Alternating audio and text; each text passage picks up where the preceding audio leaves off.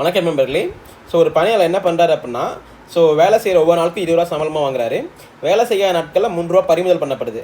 மொத்தமாக 60 நாளோட முடிவில் 250 ரூபா ஒரு சம்பளமாக பெற்றிருந்தார் அப்படின்னா எத்தனை நாள் வேலை செய்யலைன்னு கேட்டிருக்காங்க. சரிங்களா? இந்த கொஸ்டின் நம்ம எப்படி அப்ரோச் பண்ண போகிறோம் அப்படின்னா, ஒருவேளை அந்த 60 நாள் ஒரு வேலை செஞ்சிருந்தாரு அப்படின்னா அவருக்கு 1200 ரூபா கிடைச்சிருக்குங்க. சரிங்களா? ஒருவேளை 60 நாளுமே அவர் வேலை செய்யலை அப்படின்னா அவர்கிட்ட 180 ரூபா போயிருக்கும். சரிங்களா? மைனஸ் யூஸ் பண்ணுறேன், ஏன்னா பணம் போயிருக்கு. பட் கொஸ்டின் வைஸ் அவர் 250 ரூபா சேலரியாக வாங்கியிருக்கான்னு சொல்கிறாங்க. இப்போ இங்கே இதை மைனஸ் பண்ணிங்கன்னா 280 மைனஸ் 180 வரும். கேட்டிங்களா? மொத்தமாக ஆட் பண்ணிங்கன்னா 460 வரும்.